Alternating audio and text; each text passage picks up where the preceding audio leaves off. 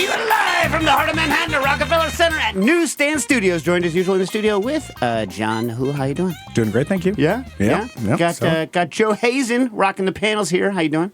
I'm doing great, man. Great to see you. Happy holidays, everybody. Oh, yeah. And let's see, over there on Vancouver Island, we got Quinn. How you doing, Quinn? Hey, I'm doing good. Yeah, and he's got some food news for later. He's got some food news. And, yeah. And we have Nastasia Lopez and Jack Molecules Inslee in California, in L.A., right? Yeah, hi. Hey. How's it going over there? Good. Great. Yeah? All right. So, Yeah. Nastasia, so first of all, call in your questions too if you're listening, on the Patreon. And if you're not listening on the Patreon, well then poop-poopy-doop. Yeah. Right? Yep. Right? Call in your questions too, 917-410-1507, 917-410-1507. And if they want to join the Patreon, tell them why they want to do that, John, and how they do it. Awesome community. Well, that guy got real close to the window. Yeah. He did want. So for those of you who don't know, we're in an old newsstand. It's called Newsstand Studios because they used to sell like candies and magazines and sodas out of here, and it's still got like the racks where all the old newspapers and magazines were. And it's a glass wall. So usually people come in, they look, they wave like kids and whatever. But this guy shows up. He's on the phone. He turns around and he makes that. Yep. What face is this? Like this one that like squinting like and then puts his hand against the side of his face and leans up against the window like he's gonna light a cigarette or something. Yeah, it was very distracting. Anyway, Like right next to us. all right. Yeah, join Patreon. We got an awesome community of members where you can talk to each other in the Discord, share cool restaurant things. I'm speaking with someone now who just met up with one of the listeners from Texas, and the listener from Texas brought him some coffee beans up to Chicago, and it sounds really cool. But also discounts to Kitchen Arts and Letters, access to our Discord, early, listening abilities for this, and prioritized questions that Dave will always get to on every show. So, Well, try to. Yes. Yes. If we have a guest, sometimes they're not Yes, for okay, the guest. fair, yeah. Also, like, for instance, yesterday I put up a big 3D file for people to print in case they want to, but there's weird random things that go up. When people That's ask true. me, I'm like, I have no venue to share a 3D file with the world, but I can share it on the Patreon. Right, Quinn? Yeah. Yeah, and also occasionally promo codes to certain products that guests bring. Yeah. Like, don't we have a deal with Edwards Age Meats? Or we don't? We should. Can we? we did last year. I'm sure Edward might be game, but I don't know. We'll have to talk to him and see what he wants to do. He does have great products. Yeah.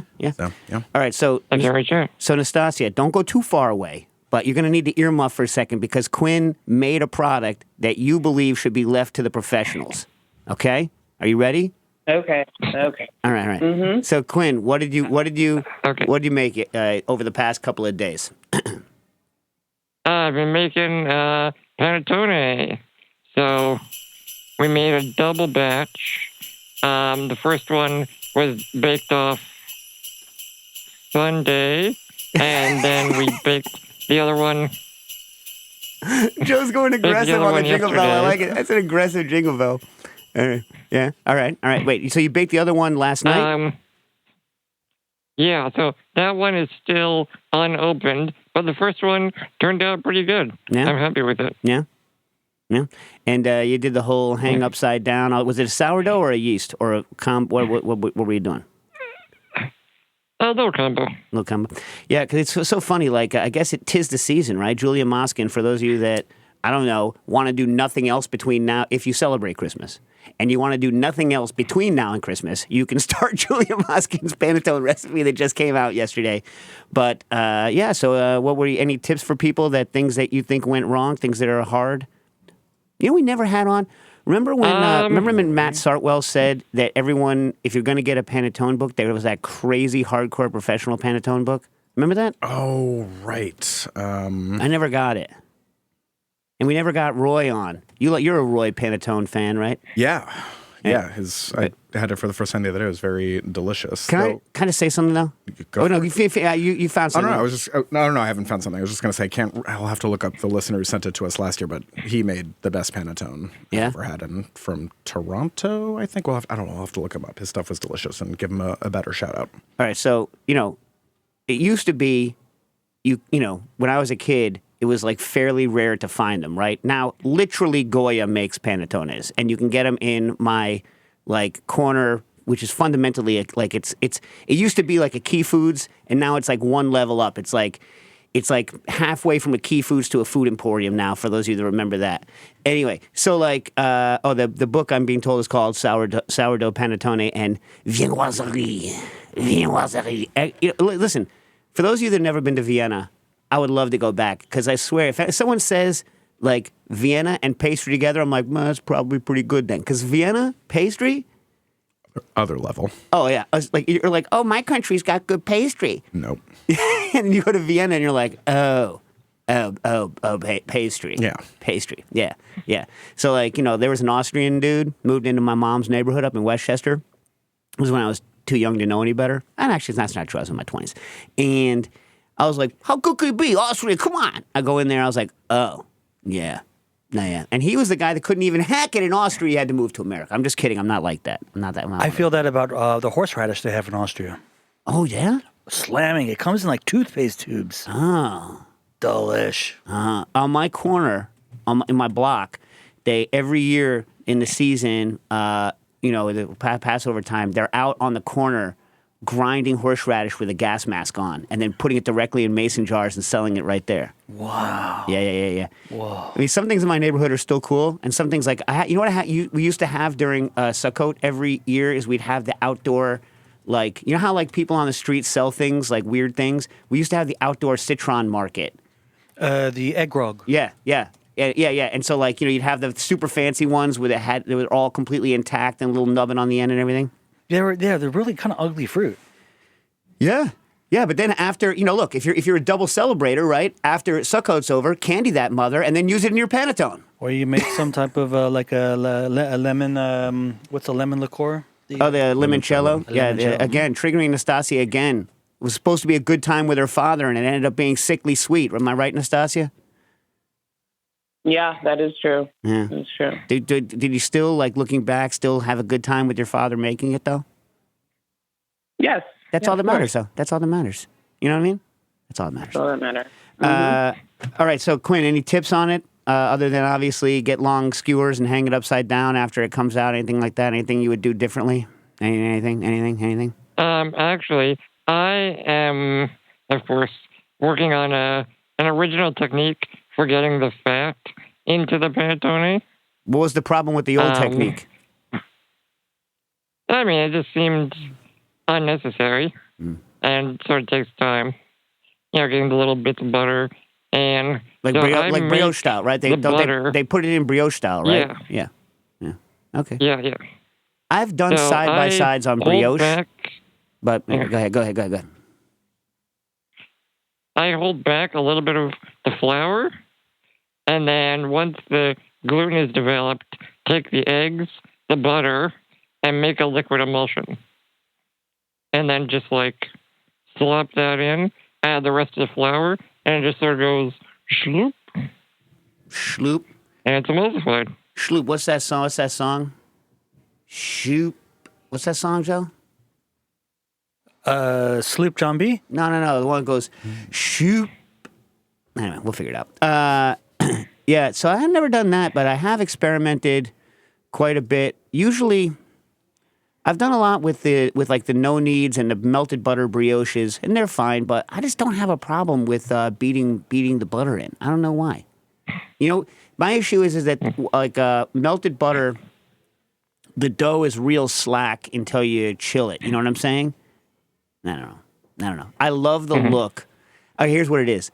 I love the look of dough that you've beaten soft butter into. I just like the way it looks. And when it's melted, it comes out fine. It comes out great. But it always has that little grease sheen. It doesn't have that like silk look and the people who eat it, they don't care. They don't care, right? Because they're not freaking eating it. We're getting fishbowled again. Yeah. Hello. Yeah, different kind of folk, though. Different kind of folk. Yes. All right. What about you guys? You guys doing anything interesting? You got anything going on, John? Anything for the holidays? Since this is no tangent. This is not a tangent, by the way. This is cooking. We're talking holiday cooking. I did cookies this weekend. Do anyone else here do Christmas cookies? Used to. Sugar cookies. Sugar, huh? Yeah. You don't seem too excited about the sugar cookie. I mean, they're good, but just Cut having... cookies or spritz? Cut. Okay. Yeah. But I don't know. I haven't done those in a long time. I don't know. I'm trying to figure out what to do for Christmas dinner. Yeah. So Yeah. Years ago we used to do spritz all the time, like cut cookies and same batter for spritz cookies using the 1993 Cooks Illustrated, where you put cornstarch into the flour, a little bit of lemon zest and all that, and you let it chill and you roll it out, right? So it makes either good sugar cookies or it makes decent spritz cookies. Yeah. But I don't know. We stopped using the cookie gun for a while for whatever reason. You know, the aluminum, the fat aluminum one with the twist doodle. Yeah. And then I was in a thrift store, like at the beginning of the year, and they had like the Italian Marcato Atlas cookie press that works more like a caulk gun that you push down, and it's got 20 dies and a picture of what each die actually does with cookies, and a really hardcore like the Italian recipe, which is it's crazy. It's huge amounts of butter, it's like flour, and I used integrale. They're like, you can make it integrale. I'm like, I will then. And so like I use the flour, like loads of butter, and then just 4 egg yolks, right? And I added zest. So the liquid is 4 egg yolks and then just enough milk to get it to go into the press. And you could pick this dough up and roll it like kind of Play-Doh.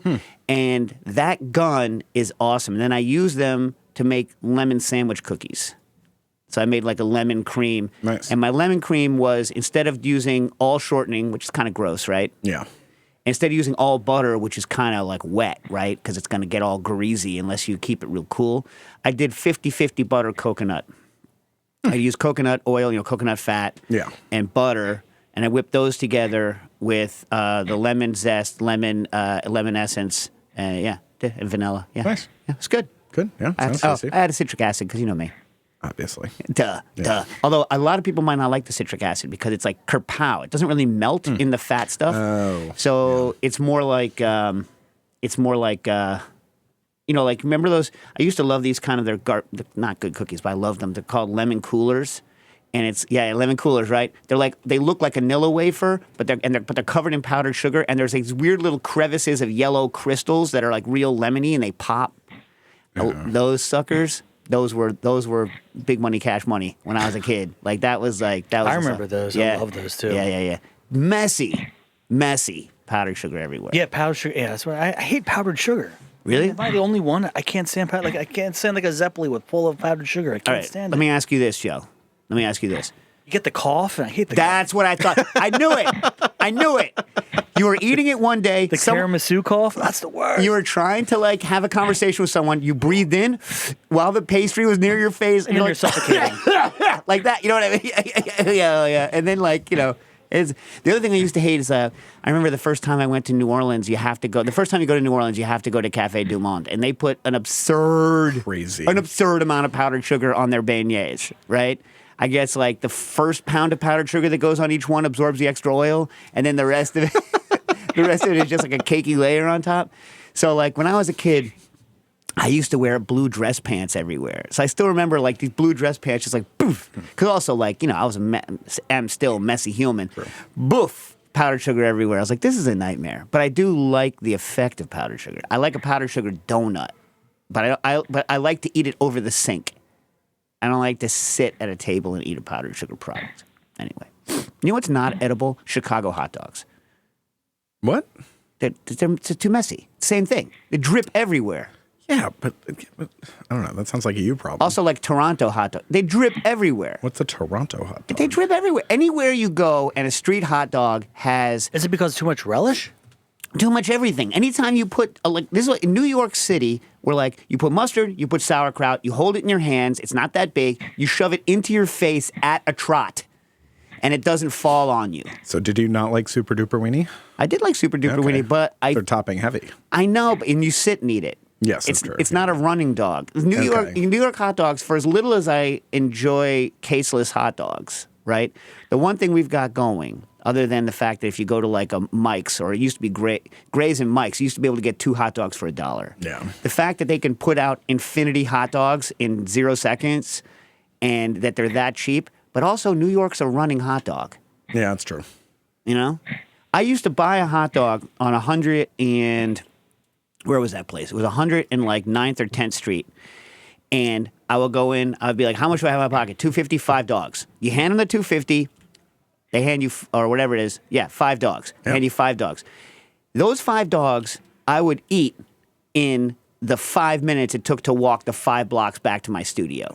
Yeah. And that's how New York lunch works. Yeah, just like when you eat lamb over rice.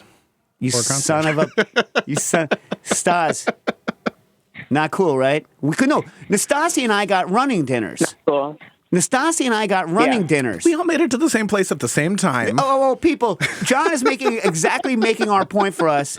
We order like, heroes, right? Like something like some sort of dry, lamb or disgusting chicken stuff bread. in a bread that's wrapped. That's wrapped in aluminum foil. So you can just peel the aluminum foil back like a freaking banana, shove the sandwich in your face while you're running to Billy Joel. Nastasi, am I wrong about this? No, you're right. You're right. You're Yeah. right. What And did- then John got a bowl with a fork. You got lamb over rice. Yeah, with rice. Tiny grains.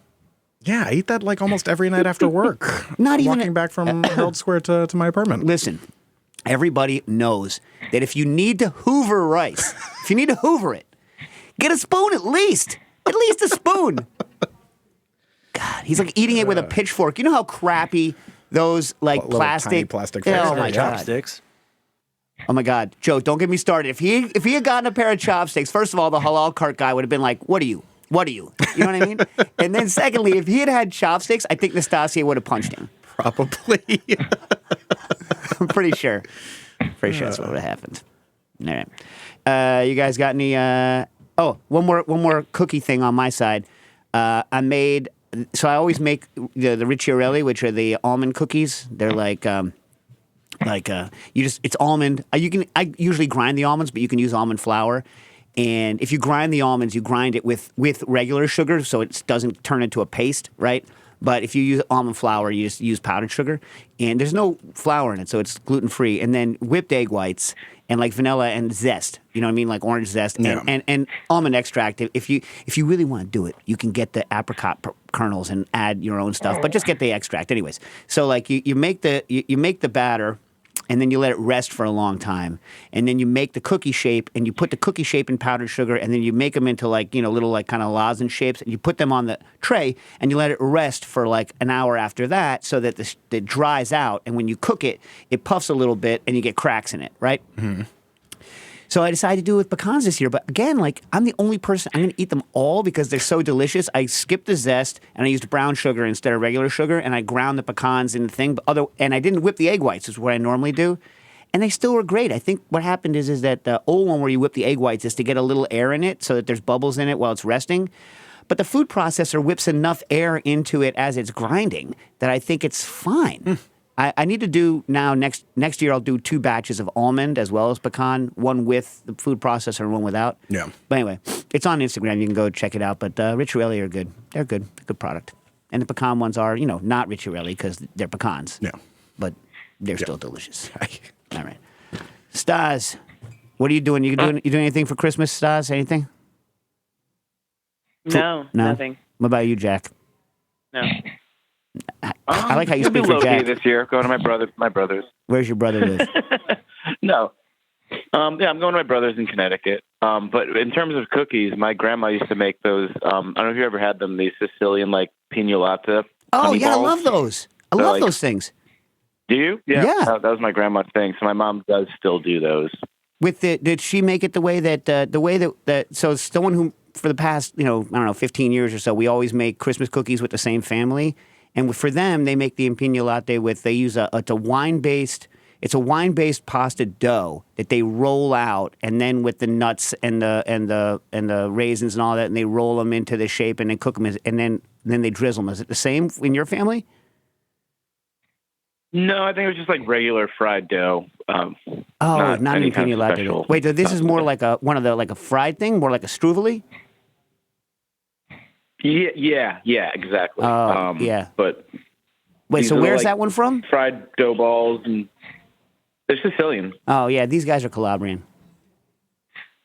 Yeah, so it must be a different product. Anyway, I like it. Yeah, no, I think in Sicilian they call them pinolata, but it's like strufoli would be what it would normally be called. Okay, let me ask you this: Have you ever had, when you go out and you get like a strufoli and it's like a hard brick and it has those weird little sprinkles on top, aren't you always kind of like, what the hell? You know what I mean? You're like, so for those of you who don't know, imagine. Yeah, I mean, she made them with sprinkles too. Really? The rainbow sprinkles, right? Yeah. Yeah. Yeah. Yeah. But it looks like a miniaturized, goopy croquembouche with sprinkles on top. To me, that's the way I always do. Because the balls are little. They're little balls, right? Yep. Yeah. Yeah. Yeah. I don't know. I never wrapped my head around it, but this is something that you look forward to? I actually don't even like them, but it's a nice nostalgic thing. I see. Yeah. It's I think that's the kind of it thing. reminds me of grandma, but I never liked them. No. Okay. So I want anyone who's listening to this who likes that to tell us why they like it. Why does it still exist as a product other than for nostalgia? Speaking of nostalgia, you know what I mean? Hey, Stas, didn't you, when you were a kid, say that you also used to do the popcorn and cranberry strings? Yeah. Yeah, we used to do that. I haven't done it with my kids, though. They don't even know what it is anymore. I think it's gone. Is that like the decoration type of thing? Or you do the popcorn and the Yeah. on string? Oh, interesting. We never did that. And then we're Jewish. you tie it to the mantle. Yeah. Anyway. Yeah. But you know what I did do that I did in the 70s? It's holiday time. I did the orange with the clove, and then you dust it with cinnamon. That's nice. I believe they're called pomanders. And Jen made one that was all fancy. It looked all fancy. Looked like, what's that character from Hellraiser? Pinhead? Hers kind of looked like Pinhead. And then when they dry out, the cloves kind of stick out of the orange more. So it looks like you magically stuck all the cloves exactly in at half height, but really just the orange shrank around it. It's pretty slick. But the cloves stop the orange from rotting as well as the cinnamon dust that you put on it. So they don't rot. They just dry out as long as you hang them. Anyway, all right. Enough of our holiday garbage. Let's deal with some folks' holiday garbage. It's not garbage, people. Listen, I call everything garbage. People shouldn't get offended. Am I right, John? Yeah. No, shouldn't get offended. Yeah. Yeah. All right. To each their own. To each their own garbage. Right? Jay Peltier writes in, hey, I'm going to be cooking a beef Wellington for 8 for Christmas dinner this year. I've made it once before, and I don't remember the recipe, and ended up with middling results. After looking around online, I'm planning on largely using Kenji's recipe, but want to see if there are any additional recommendations as to technique, recipe, or strategy to make sure I do not let down the extended family on Christmas. Thanks in advance. Listen, Jay, you're going to let down your family no matter what. That's been my experience, is that no matter what I do, I've done something to let my family down, right? Yeah. You can't escape it. That's like part of Christmas. First thing you should do is watch somebody whose family has messed up Christmas even more, like watch Christmas Vacation. Oh, that's a good one. Yeah. And then that's a person who's messed up Christmas even more. Mm-hmm. Yeah. And then you're like, it's fine. Yep. Yeah. But I looked at Kenji's recipe. So for those of you that don't know beef Wellington, it's a tenderloin. You sear the tenderloin off, and then you put cut up mushrooms that have been sautéed in butter, and usually pâté de foie gras. Although I see a lot of recipes skip it now. And then excuse me. And then nowadays, I didn't do it when in the 70s, they wrap a prosciutto around it to keep it into a package, wrap it in puff pastry, and then cook off the puff pastry. Kenji uses like actual slices of foie gras. I think that's kind of sounds like a pain in the behind to me. Pâté is easy to spread. Here's something that pâté is: easy to buy, easy to spread. Right? I don't need to sear anything off. So I would stick with the pâté. The other thing that he does is he wraps a phyllo around the beef log to absorb some of the liquid so the puff pastry doesn't get soggy. That seems like an okay thing. My thing is this. Look, I looked at some of the people on the internet, and what they do is they buy the tenderloin and then they cut off the tip of the tenderloin so you have a pretty even cylinder, right? And the truth of the matter is that's not the way most of us buy it. Right? We're buying usually when I buy a tenderloin, I buy the whole thing and I've got the tail on it, right? And I don't know about you, I am cheap. So I am not going to cut that off and grind it to, I don't know what I would do with it. I'm not going to cut it off. It's not going to happen. So what's not cool, I used to do back, when I was a kid, when I could afford it, fold that tip over and try to make a tube and you roll it. The better way to do it is to cut it and then get meat glue. Go get moo glue on the on Amazon, like overnight delivery, which is transglutaminase, and glue the tail back onto the slanting part so that you have an actual perfect log. All right, with me? Now, specifically, Kenji believes, right? Because we've had this argument. He believes that that there's a miracle whereby the beef is going to be exactly perfect, at the exact minute that the puff pastry is done, and that everything's going to be copacetic, and that and that there's going to be joy and laughter in the world. And I have found that stuff goes wrong more often than not. If you pull something like that as soon as the puff pastry is done, by the way, here's something. If you pull that thing when the puff pastry is done, when it comes out of a 450-degree oven, I'd slice it right quick. Here's why. It's going to keep cooking, right? And then you're hosed, right? So I think the protections he uses are, anyone who's looking at it, if you look at it and they have a nice rosy center, the duck cells and all that is more of a protection against overcooking, right? Because it's just stuff that you have to cook through before you get to meat. The whole trick is to get the puff pastry cooked before the meat's overcooked. So I would make sure it has a good buffer all the way around it, right? Then he hates pre-cooking, doing this, but I'm a huge believer in insurance. He salts his liberally before he sears it and then rolls it. So if you're going to do that, the issue is that the pre-cook has to be below safe temperature, all right? You're not going to want to cook that tenderloin higher than about 52 Celsius, right? So you can cook a tenderloin up to about 45 minutes or so at 54 degrees Celsius and have it be good. If you cook it for more than about an hour, it starts getting fibery. You know that fibery taste that I hate? Some people don't mind it. There is literally 100 kids walking through the lobby. Yeah, this is a lot of children. They're kind of cute, though. Hi, kids. The kid's like, no. My goodness, no, this is hello. a lot of children. Yeah. So anyways, if you salt it beforehand, right, you need to drop the temperature a couple of degrees because that's the effect. Salt adds the firmness of a couple of degrees of temperature, especially when you're going to chill it down, roll it, and like have it chill as a chilled log before you cook it. So what I like to do is cook it low, but just remember it's not being safe. So cook it at like 52, like sear the outside so that you kill the bacteria on the outside. Put it in at 52 for like no more than an hour, like less even. Get the shape nice, like meat glue it together, roll it into a log. 52, maybe 53, 52 for an hour. Pull it, chill it. Put your duck cells, roll it, make your package, roll it, chill it, then wrap the puff pastry around, pull it out of the fridge like an hour or so before you're going to cook it. Let it warm up a little bit to give the thing a jump, and then throw it in the oven on rip. And then just as soon as the puff pastry is done, pull it, and you should be okay. But now you don't have to worry, did the inside make it up to 120?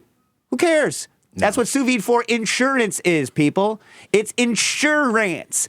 And having ruined so many food items in my life, anytime that I can be like, I don't care, I'm insured, I'm like, yeah, do that. You know what I mean? And then just get that puff pastry cooked as quickly as possible. You with me, John? Yeah. I would also recommend looking up Callum Franklin. He was a chef in the UK who is very, very, very well known for his beef Wellingtons. Is he dead? No, he's alive. Oh. And he's got a cookbook out there, so I'm sure he's got some more recipes. Well, he's no longer at the pie room. He's moved on to somewhere else that I don't know. Well, yeah. If he's at the pie room, he knows pies. Yes. Yeah. Yeah, no, it's supposed to be great. Yeah, so I'd recommend that. Don't worry, Stas. I'm not getting on the pie train. I don't believe there's any pie questions. Don't have to worry about it. Great. Yeah.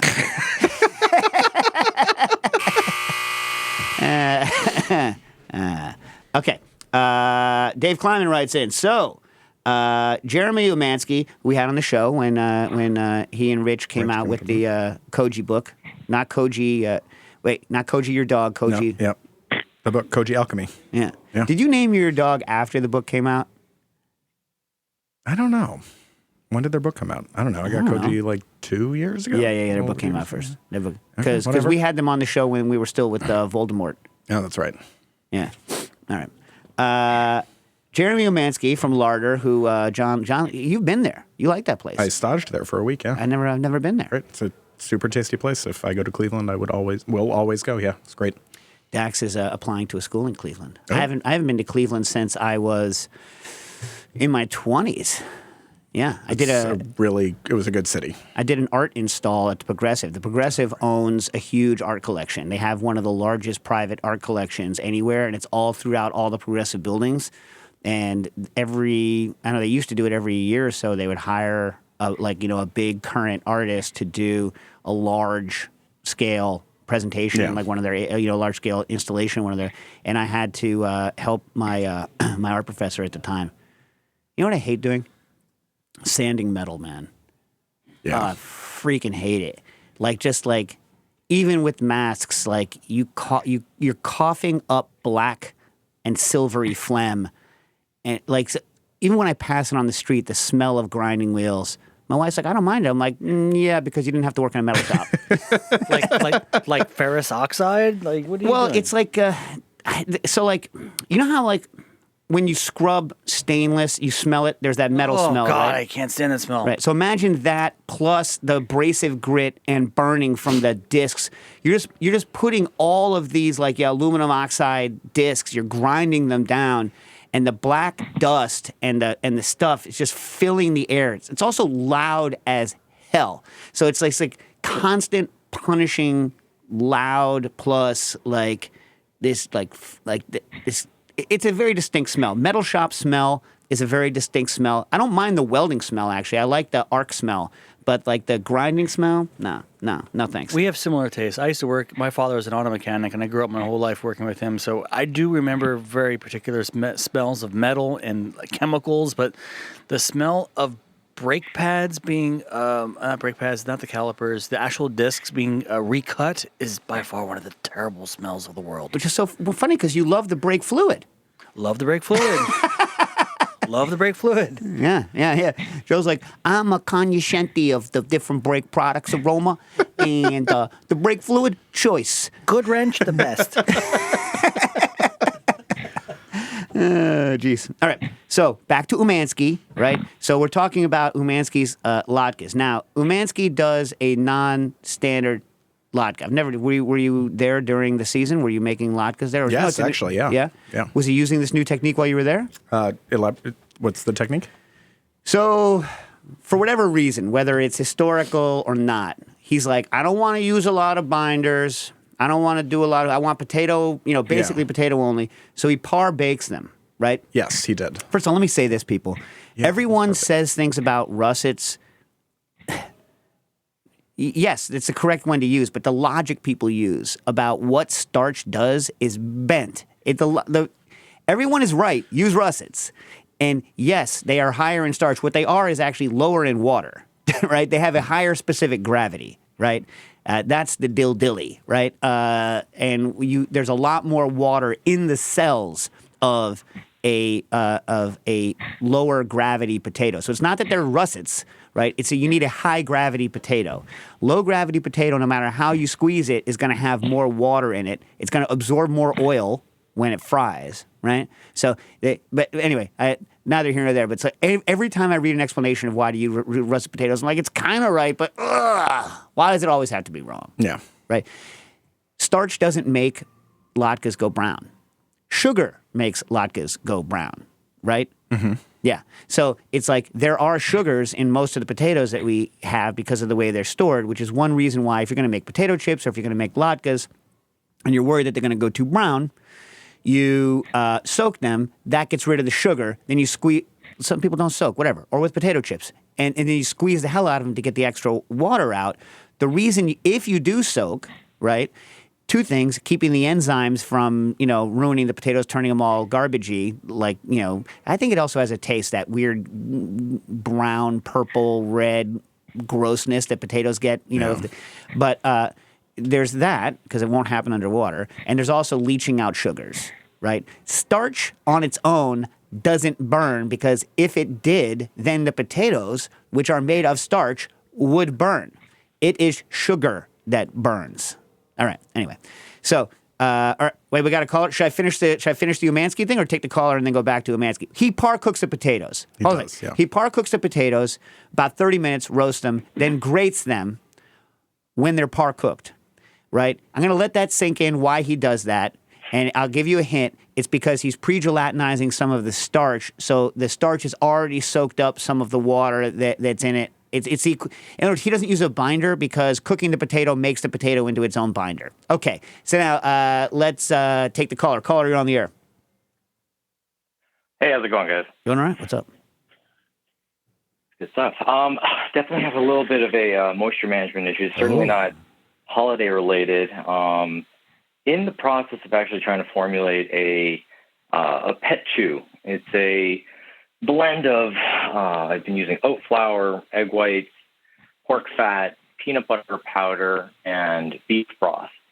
And right now the only mold that I have to cook them in are a fairly thick silicone mold. My business partner is a silicone mold manufacturer. Uh-huh. And the issue I'm having is that, I'm baking them at 350 for 15 minutes, rotating another 15 minutes, and I just can't seem to get the moisture out utilizing the silicone molds in the nature of the cook that I have right now. I get better results when I go to a coarser oat particle size, like a oat bran versus an oat flour. And actually, I'm aligning with a manufacturer that's going to be able to bake these off in vacuum ovens, getting to an average of 12 inches mercury or 300 torr. So you're trying to get it as hard as kibble? A crunchy chew, yeah. Dogs enjoy a nice crunch. Yeah. I mean, like, how do the big companies?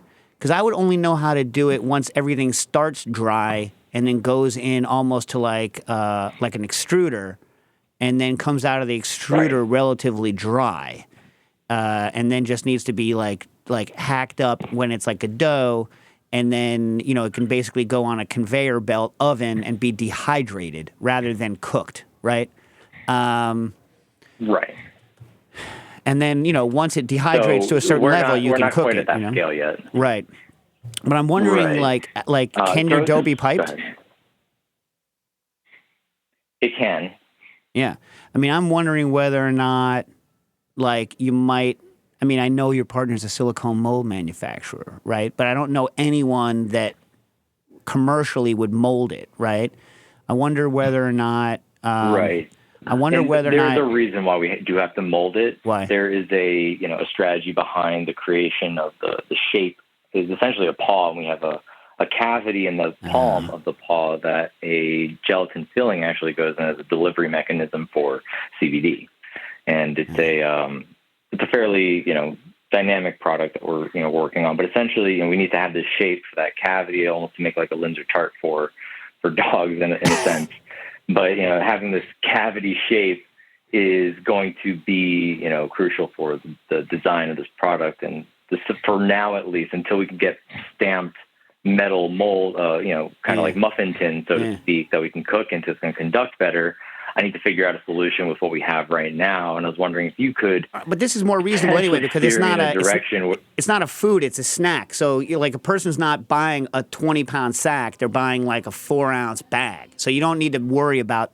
I was thinking you're sitting there, and have 5 sheet trays. Here's your breakfast, Poochie. You know what I mean? So it's like you're not doing that. Like you're doing more cooking. All right.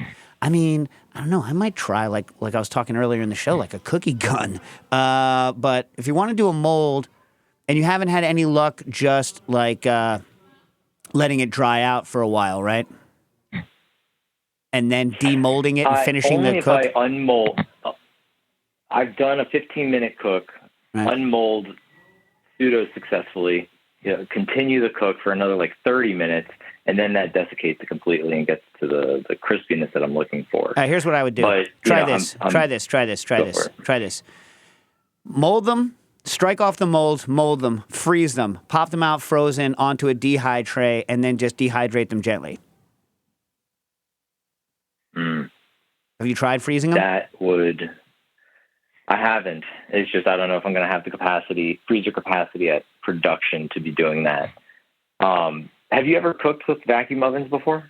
I have tried to modify unsuccessfully an oven. I've also tried to do microwave vacuum dehydration, and you have to be real careful when you do that because you get intense plasma arcs, which like are awesome, but they ruin all the food that's inside of your oven. I mean, like crazy, like all about to Zod, like electricity and freaking the Emperor kind of like stuff. But it's like, yeah, I've never owned a vacuum oven, but they're probably good. You can lower the temperature. I think, look, you want to lower the temperature and have it go in a reasonable amount of time. I'd say you got to demold those suckers somehow. Like, in production, I know it's more expensive, but you could do a quick par freeze with LN. We'll pop them out and the silicone won't get killed.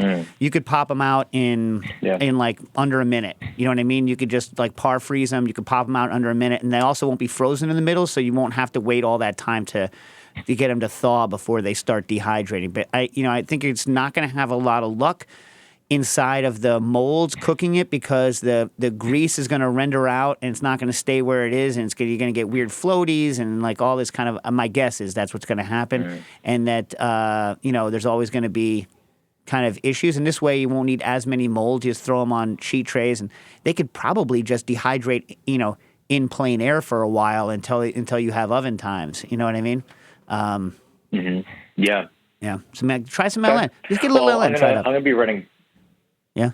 Yeah, I'm going to be running trials with the vacuum ovens here in the next couple of weeks, so I'll keep you guys posted. Yeah, if you have a vacuum oven, I've never really used one, but they are great for reducing the temperature at which liquid boils. So like dehydrating apple chips and things that brown. It's great. So maybe you'll have some luck. Let us know.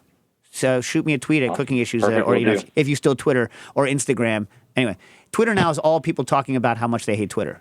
No one ever actually gives real information on Twitter anymore. You know what I mean?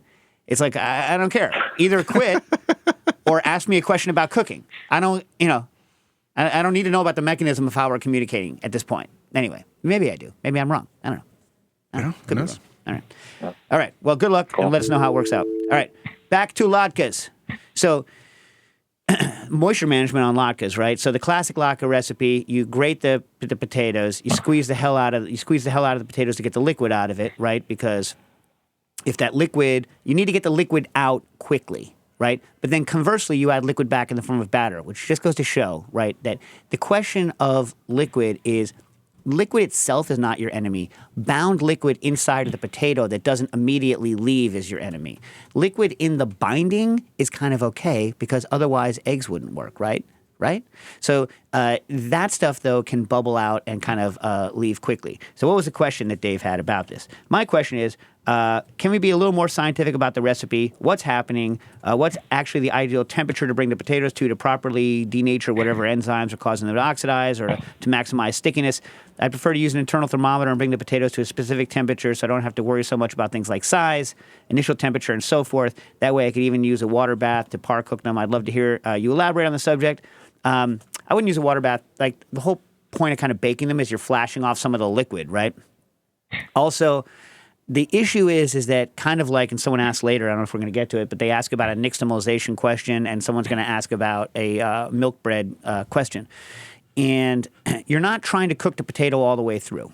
If you cook the potato all the way through, right, then it's going to be mush when you grate it. You're trying to par cook it. So you're trying to get the starch granules to start to swell, to start to paste, to start to gelatinize, but not to go all the way.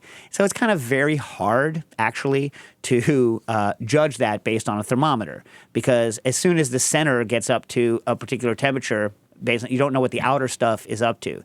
So it's actually kind of complicated to come up with a bulletproof number. It's easier, and when you're a professional, like Jeremy is, you're ordering a potato size that's relatively uniform, right? You order a particular size of potato. If you're going into, a supermarket, I typically buy sack potatoes, like 5-pound sacks of potatoes. But even those are not uniform at all. And if you get don't get a baking potato. That's going to be a nightmare. They're too big. You know what I mean? Like, quote unquote, baking potato. So I have to say, I don't think there's going to be a way to easily scientify this. Basically, what he's doing with this technique, and it's kind of just because he wants to do it, right? Because you know what binds latkes well? Matzah meal. You know what I mean? Like matzo meal binds because you know why? Because it's pre-cooked. It's pre-gelatinized starch. It's already absorbing liquid. Like as we speak, you stick it in liquid, it's absorbing liquid. Oh my, what the heck is this? Oh, they come by every time so far. The candy cane army, I guess. That's aggressive. They're gonna hit me with this candy cane? I don't know. They are like 7 feet tall candy canes, and everyone's wearing all white and candy cane themed belts. I just and panned to scarves. the video so everyone saw that. That's Yeah. okay. I don't know how I feel about that. I mean, I guess they're festive, but I feel Yeah, it's got to be some like NBC promotional stuff. no. maybe? So Stas hates that now. Yeah. Hey Stas, couldn't afford an ice machine, but they can afford 7-foot candy canes. What do you think? Oh yes, I know. No. So the point is that gelatinized starch already holds onto its water, and it's there to help act as an aid when you're binding. Right. All right. Was that a good enough answer? I don't know. I don't even know what I said anymore. I mean, latkes are just kind of the vehicle for whatever you're really kind of serving it with. Yeah. First of all, my family, we're Jews, so we eat latkes all the time, even when it's not Hanukkah. So it's all about the applesauce you're making, or the amazing caviar that we just had the other day with it. Or the, Oh, so fancy, man. Truffles, caviar. yeah, well, okay. my wife's fancy. Yeah. My wife is fancy salmon roe caviar, creme fraiche. You know, Creme fraiche. You know what? I love creme fraiche as a topping. I don't like cooking with it because its texture goes from all the way to none of the way. Like you know what I mean? Then you have to let it reset.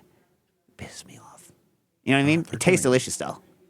Tastes delicious. Anyway, what size latke do you like, Joe? we like them about. I'm gonna guesstimate and say they're about 4 to 5 inch in diameter. So you don't like giant ones that No, are. don't like giant ones, and we like ours with leek. Ooh.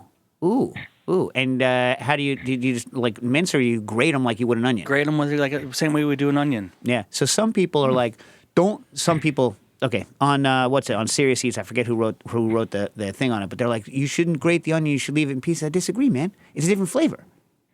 And by the way, hey, you can grate the onion, and then you can get rid of some of the moisture in the onion at the same time. Exactly. Hello, people, anyone there? Anyway, I've lost a few fingernails during those times.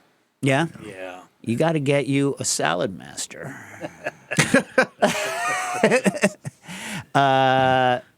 You know what? Honestly, though, like I no longer enjoy motorized grating. I really don't, because, like in a restaurant, yeah, like a Roboku, yeah, yeah. You know what I mean? Or even like but it's like, it's just like the amount of cleaning and then like you know what I don't like? I don't like looking at that disc that gets caught between the grating disc and the top of the food processor that keeps spinning, and then the stuff goop. I just don't like it. And you know what? The hand grater's like, I don't box grate because come on, Box grating sucks. it does. I do it sometimes. I do box grate butter for Biscuits. yeah, that is the money. Yeah. Box grating frozen butter for biscuits is a money. That is like, I was like, this is some bullcrap. This is garbage. Nobody needs to do this. And then I started doing it. I was like, and everyone's like, oh, these are the best biscuits you ever made. I'm like, damn it. God damn. You know what I mean? Oh, here's another thing. I learned a Romanian phrase. I can't say that because the real one contains the translation for sugar, honey, iced tea, right? So I'll say it in a family-friendly way. You can't make a whip with poop. So if someone's like brings something and it's like not good enough for the task, can't make a whip with poop, but you're supposed to say the sugar, honey, iced tea word. I was like, that's a nice phrase. It's a nice Romanian phrase. Yeah. Good for the holidays. Yeah. Yeah. Apparently, Romanian has like some sick, like really good, like just vivid phrases. I need to get more of them. I need to get more Romanian phrases. My wife's partner's Romanian, like from Romania. Gotcha. Yeah. All right. All right. So Patrick writes in, I'm making a linguine with clam sauce on the Christmas Eve. What are your thoughts on linguine and clam sauce, people? Pro? Approved. Yeah. Pro? Stas, linguine, like, hate. As a shape. Would you ever go linguine? Or is it's too halfway for you? What are your thoughts on linguine?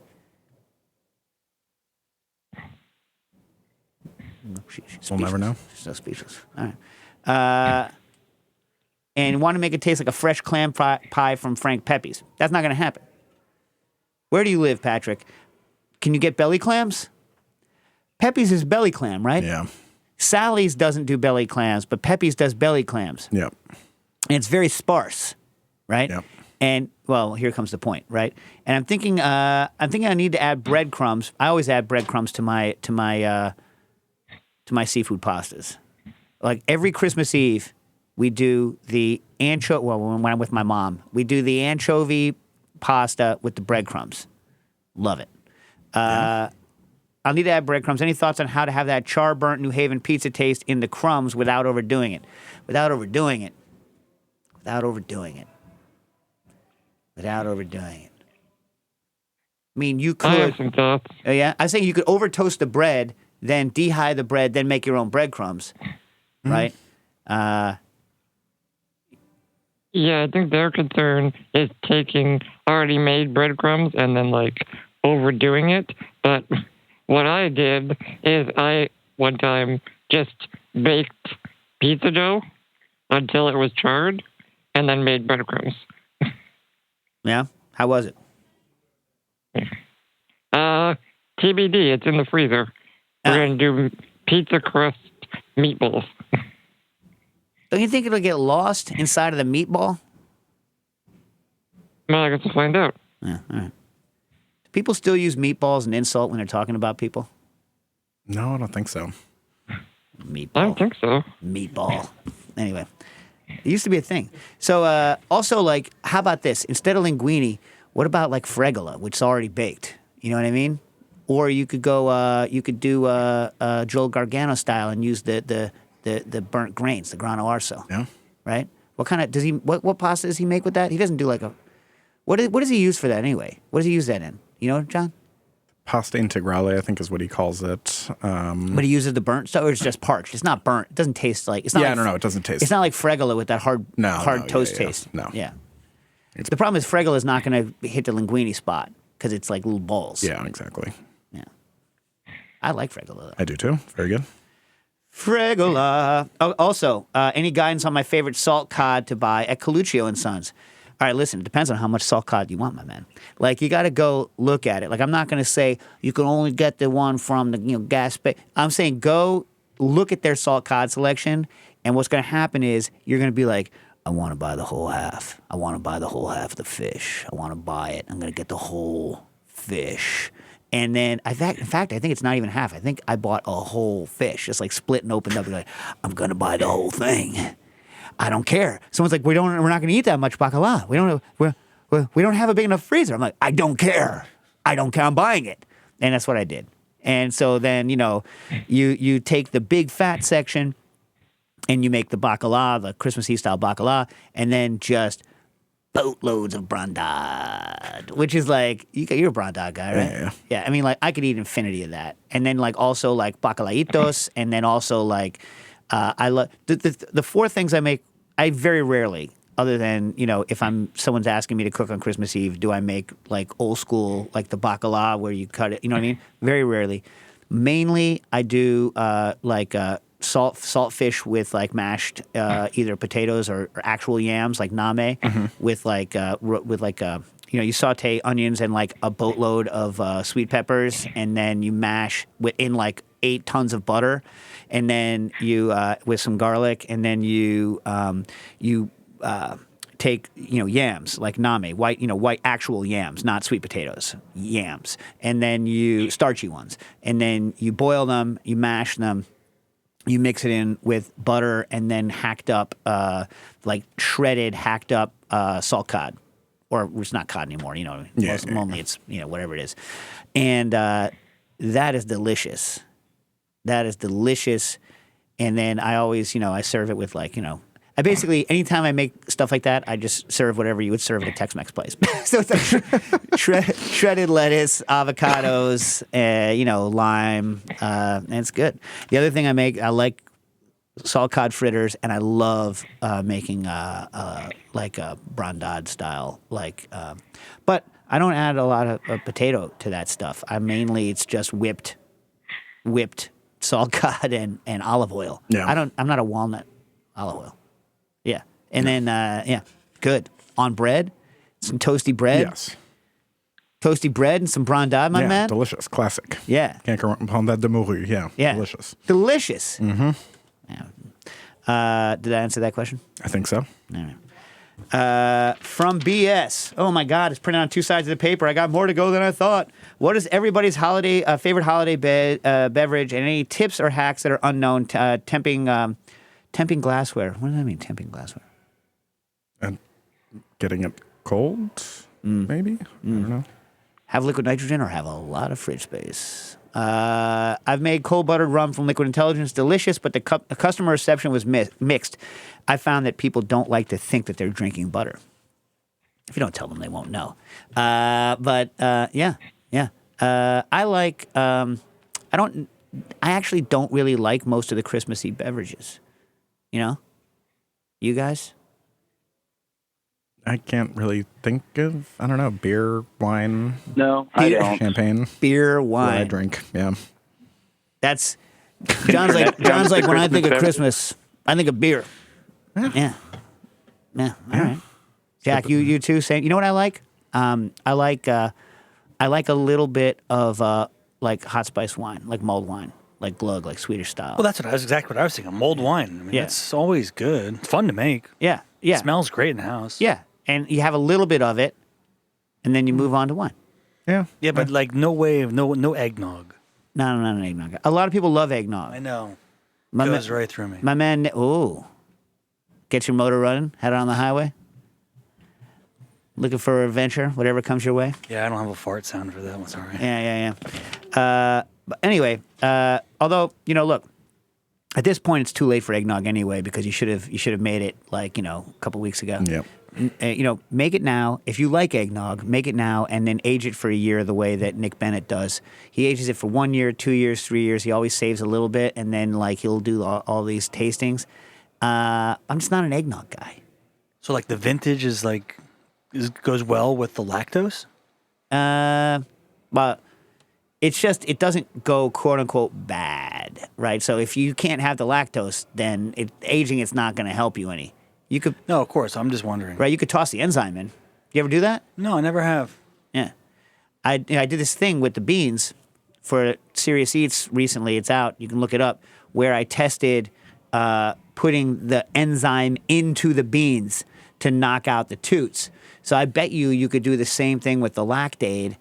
I bet you could make your own lactose-free. Oh, interesting. I never thought about that. We can run the test next year. Next year, yeah, there we go. Next year, yeah. Prashant writes in, I've been trying to make a sourdough dinner roll for a while, and I've been following the recipe on the Perfect Loaf / super soft sourdough rolls. I've tried this recipe at least 4 times, and each time the dinner rolls go hard after they cool down, but they get soft again after being warmed up. Do you have any suggestions for making them soft full stop?